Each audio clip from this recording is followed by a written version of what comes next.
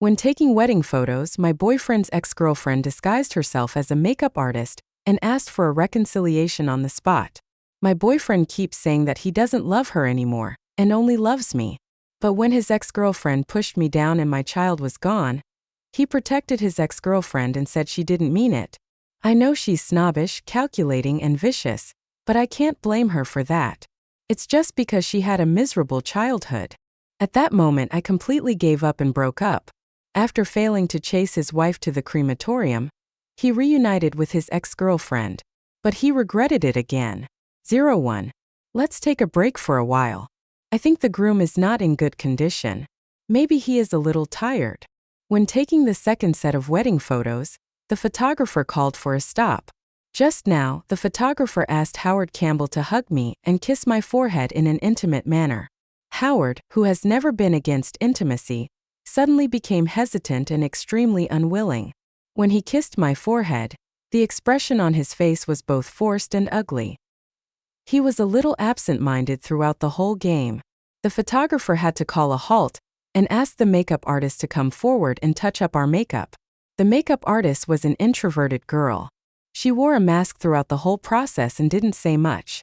Her eyes were always red, especially when she looked at Howard, as if she was filled with tears. As she came up to touch up my makeup, I clearly caught Howard's gaze on her. The gaze passed across her face like a dragonfly skimming the water, so cautious, flustered, and greedy.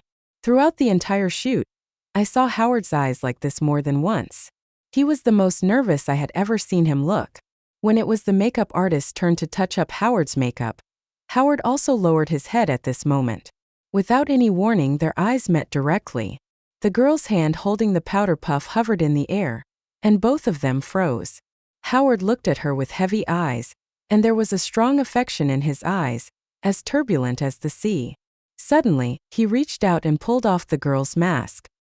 He was stunned with his mouth slightly open, and after a moment, he slowly uttered 2 words. "Beverly. It's you after all." Although Howard tried his best to keep a normal expression, his Adam's apple swallowing up and down and his tense jaw betrayed him. The girl was already in tears. She lowered her head and hurriedly put on a mask, trying to escape. Suddenly, Howard, ignoring the surprised looks of everyone present, grabbed her arm and walked out the door. I and the other staff members were left looking at each other in bewilderment. 02. I was wearing a heavy wedding dress, leaning against the wall, quietly listening to the quarrel between 2 people outside the door. The wedding dress was so heavy that it made it hard for me to breathe. But when I listened to the 2 people arguing outside, I felt even more chilled and suffocated. "Beverly Harrison, shouldn't you be in High City? Why are you here dressed as a makeup artist? I've made it very clear to you that we've broken up. I love you, Howard. I can't live without you. I can't accept you marrying someone else." Beverly's hoarse voice was filled with tears and grievance. She rushed over and hugged Howard. "Howard, you're not going to marry anyone else, are you? Let go. I already have a girlfriend." Howard pulled her. But Beverly clung to him tightly, tears falling on his neck. "No, you clearly have me in your heart. Otherwise, why would you not want to be intimate with Rose in front of me? Otherwise, why would you still be wearing the ring I gave you?" I clearly heard a bang in my heart, like a guitar string breaking. I found out all the reasons why Howard was so awkward during the filming, and why he didn't let me touch the necklace in the past. Howard's momentum suddenly weakened.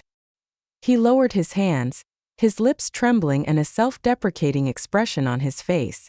"Do you know why I don't wear this ring on my hand, but instead string it on a necklace? Because I can't wear it at all. You don't even know the size of my fingers. Beverly, we've been together for 5 years. Have you ever taken me seriously? Do you know what I like to eat? Do you remember my birthday? Do you care about my mood? Ask yourself, do you really love me?" At the end, Howard's roar was filled with a bit of pain and grievance. I could even hear his choked sobs. Howard cried. I have been with him for 3 years, accompanying him through the most unbearable and difficult times, and I have never seen him shed a tear. Even when his rehabilitation was most painful, he always gritted his teeth and didn't cry out in pain. But now, just based on Beverly's casual words, he, who was usually calm and composed, suddenly lost his composure and sense of proportion. Outside the door there was a long silence. When I turned around, the staff in the room lowered their heads and avoided my gaze. I saw sympathy and compassion in their evasive eyes. I didn't want to listen to any more love stories between infatuated men and resentful women, so I walked to the window of the inner room and looked at the hustle and bustle of traffic downstairs. I don't know when Howard ended the argument, and when he approached me, his expression had returned to normal. "Rose Young, I just recognized an old friend. Let's go on and take wedding photos." I turned around and the heavy skirt dragged me, as if an invisible hand was pulling me into an abyss of unhappiness. Hovol, I heard everything.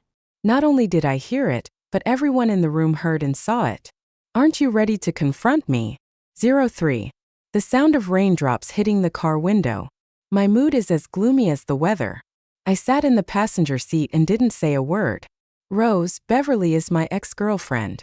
We dated for 5 years, but she and I had been apart for a long time. I don't have any feelings for her anymore.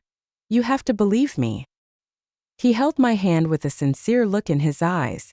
According to Howard, after Beverly found out he was going to get married, she had been pestering him and trying to keep him. He has always refused sternly. Then why didn't you tell me earlier that you had an ex-girlfriend who you dated for 5 years? Howard was stunned. After a moment he half opened the window, lit another cigarette, and slapped his wrist on the steering wheel.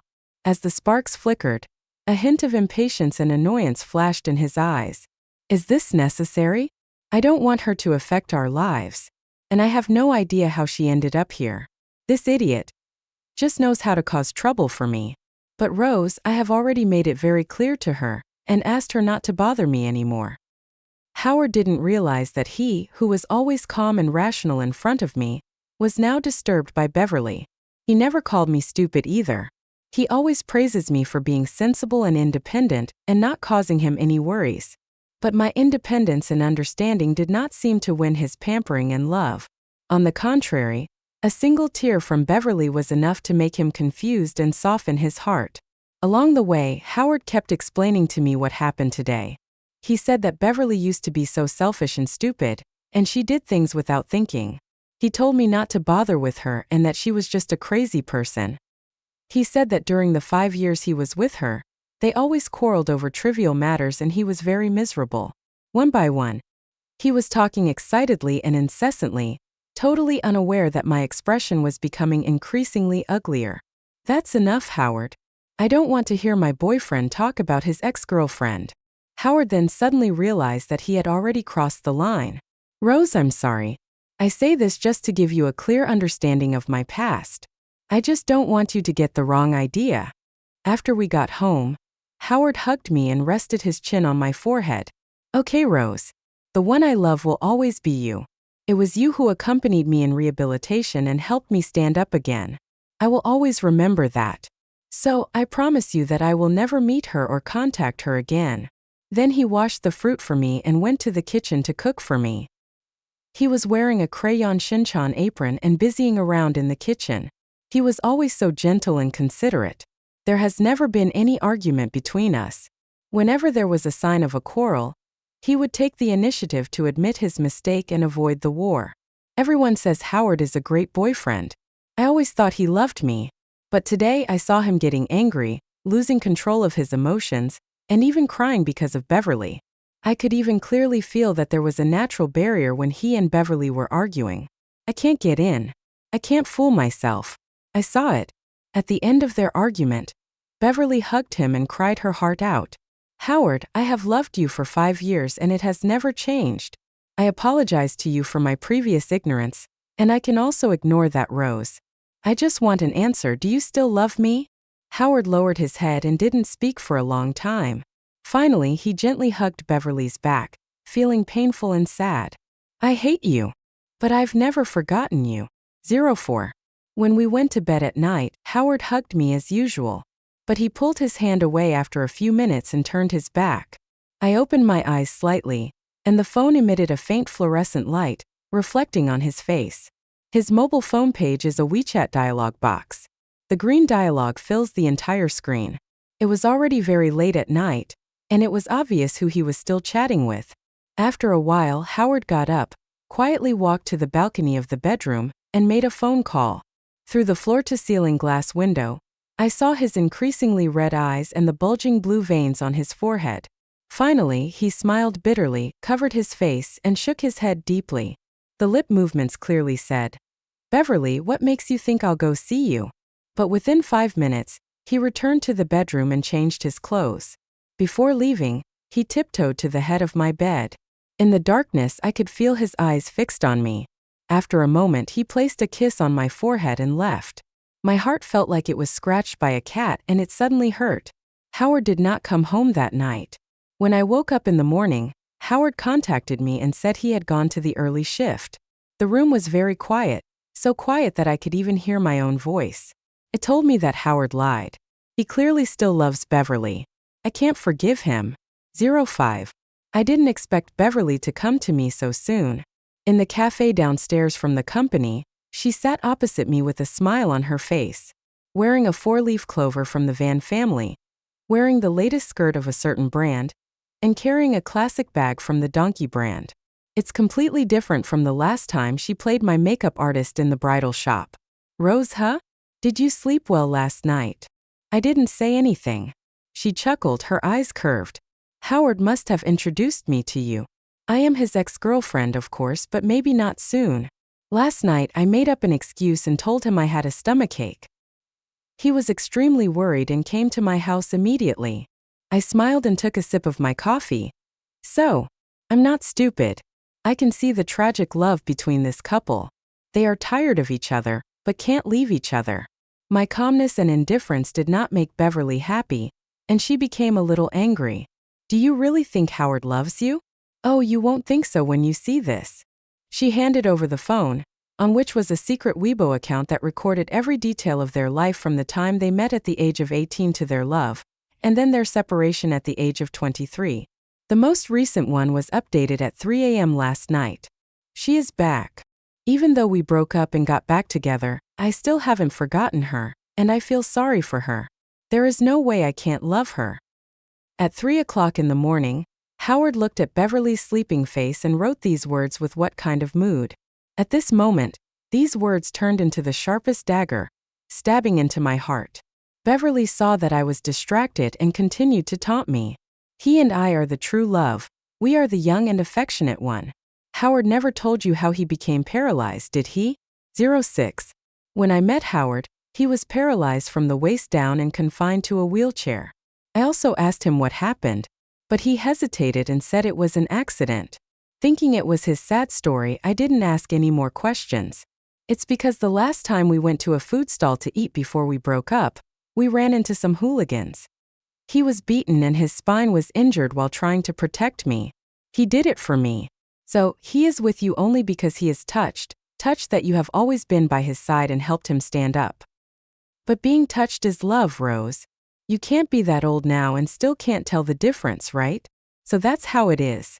Howard never mentioned Beverly to me or the past simply because that was their past. But as his official girlfriend who has been with him for more than 1,000 days, I have the right to know. I just feel sad that he protects the past too well, which is also a kind of obsession. To be honest, it would be a lie to say that I'm not sad at all. But more often than not, I feel it is ironic and ridiculous. I looked up at her and sneered. "Beverly, are you proud that he got hurt for you? I can't tell the difference between love and feelings. But I can tell the difference between a conscientious person and an ungrateful person." I didn't want to waste any more time talking to her, so I stood up, opened the door and was about to leave. I have no interest in the bloody drama of 2 women fighting over 1 man. If she likes it, if she wants it, then Howard, I'll give it to her. Beverly was angry and followed him out. As I was going down the stairs, he gave me a hard push. "Rose, I haven't finished talking yet. You must be feeling guilty. That's why you're leaving in such a hurry." I lost my balance, sprained my ankle, and fell down the stairs. What I didn't expect was that a hot stream flowed out from between my legs. In the last second before I lost consciousness, I saw it. That puddle of water looked like blood. 07. There was pitch darkness before my eyes. It's very noisy all around. The patient lost her baby at 4 weeks pregnant and is still in a coma. Family members are requested to check on the patient's condition at all times to prevent heavy bleeding. It turns out that I am pregnant. But I didn't know that this was my first pregnancy. And I lost the baby. Suddenly there was a crisp sound. You are such an unfilial son. Such an unfilial son. Rose is pregnant, how can you let that woman bully her? Beverly, if you can, stop hiding behind my son. You vicious woman, what on earth do you want? In my ears, I heard Beverly's terrified cry and Howard's roar. Mom! Calm down. Beverly didn't do it on purpose and we didn't know Rose was pregnant. Rose didn't even tell me.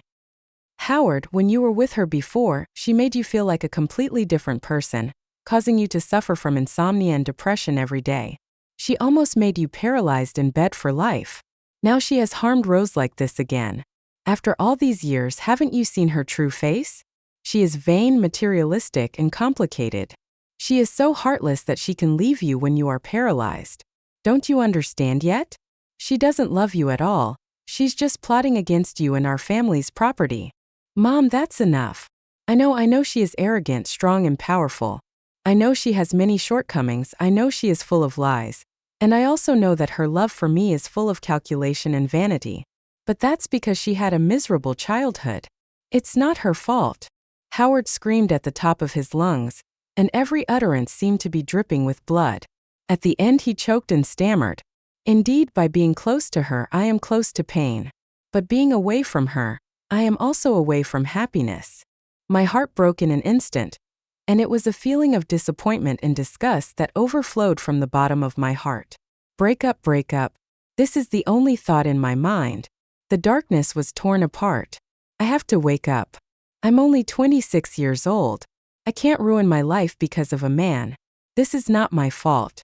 Finally, amid the chaos, I opened my eyes. Their quarrel continued in my ears. I uttered a few words slowly in an extremely weak voice. Howard, break up. 08. The air suddenly became quiet. Howard turned his head sharply, his eyes dazed. He was very panicked and immediately let go of Beverly's hand and half knelt in front of my bed. Rose, you're awake. What did you say just now? I clutched the quilt tightly, endured the pain in my body, and tried to speak word by word. I say, Howard, let's break up. As soon as I finished speaking, Beverly's eyes showed joy. But before she could reveal more, Howard's mother pulled her out. Rose, Howard is wrong this time. Please talk it over nicely and don't say anything angry. Howard and I were the only ones left in the ward. He held my hand, stroking it uncontrollably, and when he looked up, he felt heartbroken. Come on, Rose. It's my fault. I didn't take good care of you. I apologize to you, but please don't break up. I forced a smile. Howard, I heard everything. How ridiculous.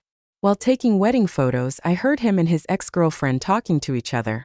When unfortunately his child passed away, I heard his true feelings from the bottom of his heart. He and Beverly had been together and apart for 5 years, quarreling and fighting, yet they were hard to separate. Their love and hatred contend with each other, tearing each other apart, yet they are deeply connected. Perhaps to outsiders, this is a touching and sadomasochistic love. But as the protagonist, I just find it ridiculous and bizarre. Howard froze. He looked up with trembling eyes, looking a little broken. No, it's not like that. At this point, the pain in my heart is no longer that severe.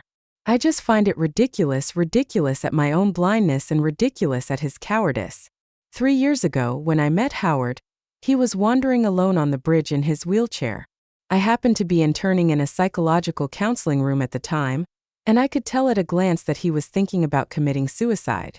It was a stormy night, and I rescued him from the bridge and brought him back to the teacher's psychological counseling room. I couldn't bear to give up on him, so I provided him with psychological counseling and encouraged him to actively undergo rehabilitation. As we spent time together day after day, Howard became more and more dependent on me. He often comes to my room to read and chat. The color temperature in the room is adjusted to warm yellow. There is the sound of wind outside the window, but the cottage gives people a gentle sense of security. Howard is a fair and handsome man. When he sits quietly in a wheelchair and sleeps, you can smell his cool scent. I can often hear my own heartbeat. Later, when I was accompanying my teacher on a medical consultation, a mentally ill patient came into the clinic with a knife and caused a scene. When the sharp knife was swung at me, Howard, who was standing next to me, protected me with his arm. When I was bandaging him, I shed tears out of heartache and self-blame. But he leaned on my shoulder and said he liked me and wanted to be with me. Rose, I feel safe with you by my side. I don't regret saving him that night, but if I knew he had an ex-girlfriend with whom he had been entangled for 5 years, and knew the truth about his injury, I would not agree. I spoke calmly. Just what? Howard, you still won't admit it? Or are you still deceiving yourself? You have been able to break up and get back together for 5 years, and she has been able to stay by your side and pester you all the time, because you have never had the heart to blame her, you have always indulged her, and you have always given her preference. Howard's face became paler and paler. He lowered his head, his body trembled slightly, and he couldn't utter a word. Or rather, he has always been acquiescing. It's so easy to reject someone. You can easily avoid someone by blocking them, deleting them, or refusing to respond when you meet them. But you didn't. You always say that Beverly is the one who pesters you, but you yourself indulge her as well. In the past, I have also seen complaints from friends around me and on the internet saying that boyfriends are always entangled with their ex-girlfriends. At that time, I didn't understand why there were difficult ex-girlfriends. Now I understand there is no such thing as a difficult and vicious female supporting role. There is only the male protagonist who favors her. 09. Howard refused to break up. He insisted on explaining that Beverly was a thing of the past and there would be no possibility for them anymore. In addition, the doctor told me that losing the baby unexpectedly would be very harmful to my health, so I had to be hospitalized for observation. So Howard finally had an excuse to stay with me. He began to stay in the ward every day. We already have very good caregivers, professional chefs, and top-notch doctors. But he was still worried. Or more of apologetic. During the day, he put aside his work and cooked soup for me. At night, he slept on the floor next to my bed, and would wake up in the middle of the night from time to cover me with a blanket. One time Howard was sitting next to me peeling an apple, and Beverly called. "Howard, I'm sick. I have a fever. I feel so bad." Howard's expression was visibly tense. He clenched the phone and looked at me guiltily. In the end, he was still very cruel. "Beverly, if you are sick, go see a doctor. What's the point of looking for me?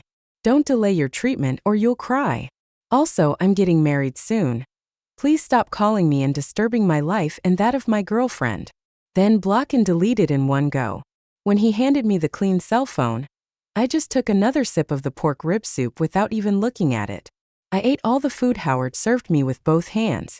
I can't get serious with him at this time. It's really not worth it to get angry and hurt myself. When I was discharged from the hospital, Howard naturally took my luggage and wanted to take me home. As usual, he was still walking ahead of me, instead of walking beside me. During the time I was in the hospital, I secretly checked out the Weibo account that Beverly showed me. In the photos posted on the account, Howard and Beverly always walk side by side, and he would carefully protect her as she walked on the inside of the road. Instead of being like we are now, one in front and one behind, and I always looking at his tall and cold back. I stood still, and Howard took a few steps before realizing something was wrong and turning around. He looked at me, as if he suddenly realized something, and came over to hold my hand. I shook my head and refused. Along the way, we remained silent and distant. It wasn't until I sat in the passenger seat, he considerately fastened my seatbelt, and was ready to leave that I finally spoke. "Send me back to my home." After returning home, we each explained the cancellation of the engagement to our parents and friends. Of course, that includes your ex-girlfriend. 10. Howard was stunned. He let out a long breath and tapped the steering wheel with his ring finger, making a banging sound. It was as if he was trying hard to suppress some emotion. After a long time, his nose felt sore and he looked up suddenly with some frustration in his eyes. "Are you still determined to break up with me? Rose, I really like you, and I seriously want to spend my whole life with you. In the beginning, it was you who saved me from the bridge, and it was you who pulled me out of the quagmire bit by bit. I feel so comfortable and relaxed every minute and every second with you. This is the happiness that I have never experienced when I was with Beverly.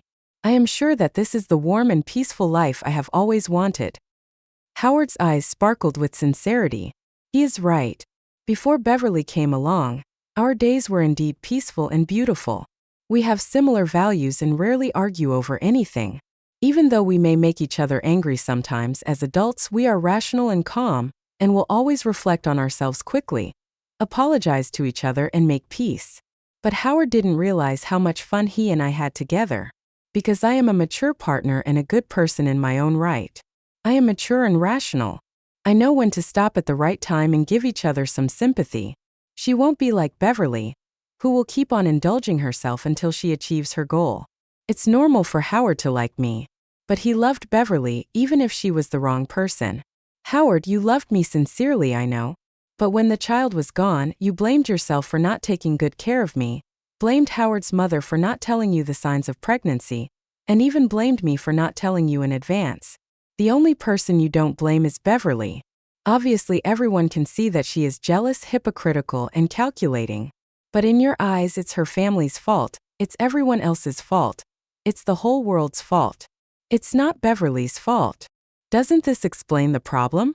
You like me, but you don't love me enough. 11.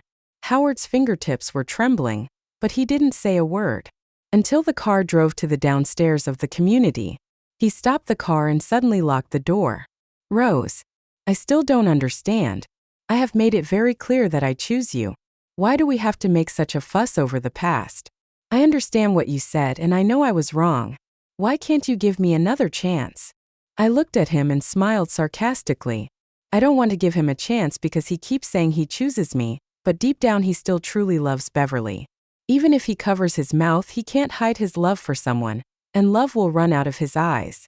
Those who are involved are often confused, while those who are not involved can see things more clearly. As he and Beverly were entangled in a passionate love affair, I, as a spectator, saw it all clearly. For a man who has someone else in his heart, you are sacrificing the rest of your life, betting on whether he will change his mind in the future. It's so stupid and not worth it. Howard, it's not a matter of whether or not I give you a chance. Ask yourself, can you really let go of Beverly? You are so hasty and impulsive that you want to marry me and spend the rest of your life with me. Are you responsible for me? Are you responsible for yourself? He was silent and didn't say anything. I snorted and was about to get off the car. Before getting off the car, he suddenly grabbed me with a cold face. Rose, you are so cruel. We have been in a relationship for 3 years, but you just want to give it up when you say you don't want it. There is no regard for past relationships at all. I laughed. How about the same as you? Are you still pestering your ex even after breaking up with him, her? I don't want to be the next annoying Beverly. 12. That sentence is quite hurtful. Howard never bothered me again after that. Of course, maybe he just doesn't have the time to bother me. Because after Beverly found out we had broken up, she immediately went back to find him. This time, Howard seemed to have a mentality of giving up everything, or he simply stopped suppressing his true love and became romantically involved with her again. The development of the story was just as I expected, with a crazy man and a resentful woman, falling in love and hating each other again. They were constantly sweet, quarreling, breaking up, and reconciling. Some friends who knew the situation spoke up for me. You just broke up and they got back together? This is a seamless connection. Rose, can you bear it? I smiled. I once read a passage in a star book. There is a kind of star relationship called the Anhui relationship. This kind of relationship is most likely to lead to love at first sight, and people quickly become obsessed with each other and fall deeply in love. But after entering the game, the two could not get along peacefully and always quarreled over trivial matters. Maybe the two will break up in a fit of anger, but will soon miss each other and become inseparable. Then they fall into a repetitive cycle of sadomasochism. They are like the North and South poles, which obviously attract each other. But once their magnetic fields intersect, they will disrupt each other's magnetic fields. That's what happened with Howard and Beverly. Are you saying they don't love each other? No, they love each other very much. But is there hatred between them? Yes, there is. Beverly and Howard's personalities, values, and families of origin are completely different. Beverly is vain, snobbish, materialistic, possessive, extroverted, and rough in her behavior. Howard lives a wealthy life and doesn't care much about money. He is also too calm, introverted, and meticulous. This destined them to have endless quarrels. In simple terms, the two people are not suitable for each other. But that fatal attraction made the two inseparable, and they ran towards each other. Thus, they gradually sink into the interweaving of love and hate and torture each other, until one of them completely collapses. I just have to wait and see if Beverly breaks down first or Howard does. Soon it turned out that Howard was the first one to give up. That day I was working in the hospital. When I pressed the elevator button, I met Howard. He sat back in his wheelchair and pushed it into the elevator with difficulty. He was holding 2 servings of hot dry noodles in his hands. The whole person looked haggard and weak. I was a little surprised. How could he become like this after just over a month of not seeing him? He also saw me, looked up and smiled at me awkwardly. There were only 2 of us in the elevator. The atmosphere is depressing. What's wrong? He frowned and sighed. Nothing, I had a car accident and hurt my leg. It's not a nerve injury. It will heal after a period of rest. I nodded. When exiting the elevator, there was a steep slope and it was a bit difficult for him to push the wheelchair by himself. I subconsciously pushed him and said, "Which ward is it? I'll take you there." When I arrived outside the ward, before I even entered the door, I heard Beverly calling from inside the room. "Howard, are you back? I'm starving, have you got the hot dry noodles?" He thanked me awkwardly and said helplessly, "Beverly is a bit squeamish and doesn't want to go downstairs to get food, so I just want to exercise and get some fresh air." I smiled and said nothing more. The highest level of love is heartache. Howard loves her and doesn't want to let her get tired. This is the inevitable result of their being together. Even if he is very hardworking and exhausted in the end, he has to bear it alone. I watched Howard enter the ward, and before he took a few steps, I heard 2 people arguing in the ward. "Howard, I haven't bought that designer bag yet. Please transfer some money to me and I will place the order now. By the way, Xiangjia's new clothes are also on sale, I want some too." Howard's tone was a little unhappy, but he still patiently coaxed her. Okay, I'll buy them all for you. It's just that I've been in the hospital for a while, so my salary has been reduced, so Beverly, we have to save some money." "No. Don't you love me anymore? You weren't like this before." "No, Beverly, don't cry. I just think we should save a little." Okay, stop crying. I'll place an order for you right now for whatever you want." What a great drama of affection between a crazy man and a resentful woman. I sneered and turned away. But I ran into Howard's mother, with red eyes, standing behind me. 14. She was crying on the bench downstairs in the hospital. "Rose, every time I see Howard being so humble and wronged in front of Beverly, my heart is so sad. You know, Howard's car accident was all her fault. It was because she was vain and materialistic and wanted all kinds of luxury brands that Howard had to work part-time as a DD driver after get off work. As a result, I got into a car accident because I was too sleepy and tired. Rose, Auntie can see that you and Howard are the best match. Come back, okay?" I handed Howard's mother a tissue and shook my head. "Auntie, it's no use. Howard loves her. Even though Beverly was stupid, empty-headed, and had a bad temper, he loved her. Even though Beverly did wrong things and challenged his bottom line again and again, he loved her. He knew that being close to Beverly would bring him 90% pain and 10% happiness. But for that little bit of happiness, he was unwilling to leave her. What a bad fate." Howard's mother cried even harder. She was heartbroken but helpless. A few days later, I heard about Howard again from my colleague in the duty room. They said that the couple in that ward had a quarrel.